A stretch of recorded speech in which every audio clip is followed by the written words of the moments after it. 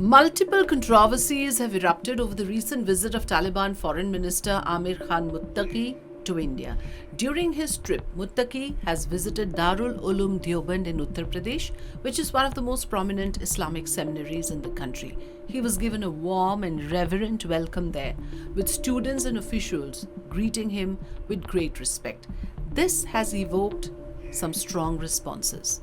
Hi, I'm Afrida Rahman Ali. You're watching Free Press Journal. Let me break down this entire issue for you, where you see the matter is back and buzzing online because of a tweet coming from lyricist and music composer Javed Akhtar, who says that we need to hang our head in shame for giving this sort of a red carpet welcome to a Taliban minister, and he breaks it down for us as to why he feels we have to be ashamed for this.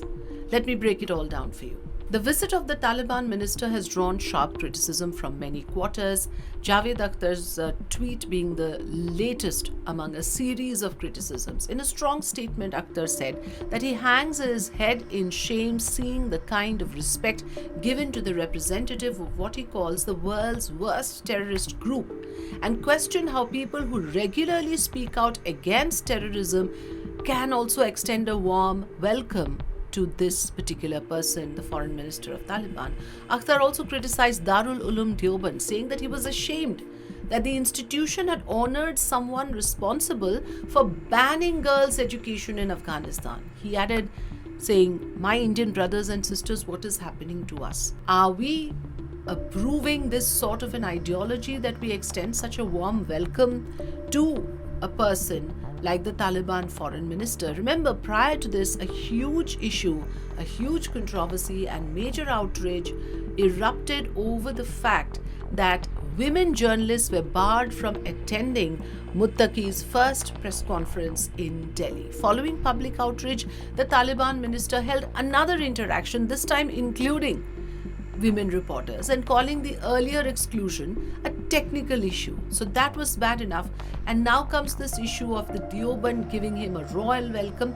The Ministry of External Affairs, however, has clarified that it has no role in organizing this event. Despite the backlash, Muttaqi met India External Affairs Minister S. Jaishankar during his visit. India also announced plans to upgrade its technical mission in Kabul to a full-fledged embassy, signaling deeper diplomatic engagement with Afghanistan, even though New Delhi has not formally recognized the Taliban government. So there lies the contradiction. On one hand, India has not formally given an official recognition to the Taliban government yet. What are the compulsions that we are forced to extend this sort of a welcome, to embrace literally a man who is in many ways endorsing an ideology completely opposite, completely in contravention with what India operates with or what Indians believe in?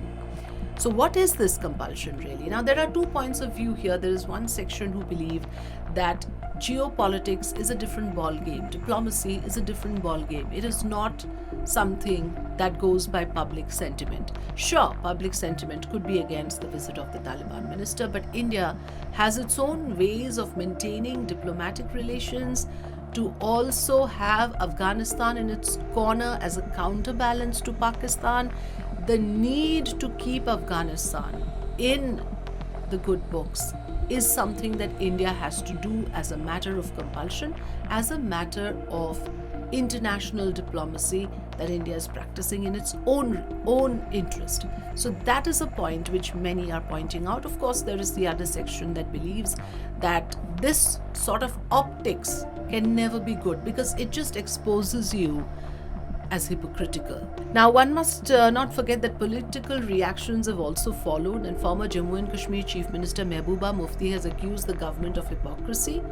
Like I said, they are pointing out that it's ironic to embrace the Taliban abroad while marginalizing Muslims at home. So if you have this sort of a double standards, then clearly you would lose out on being convincing or on being someone who is trusted in the public opinion. So public opinion, as I said, remains divided. Some have supported Javed Akhtar for calling out the double standards, while others argue that India's engagement with Taliban is a necessary diplomatic move in a complex regional situation.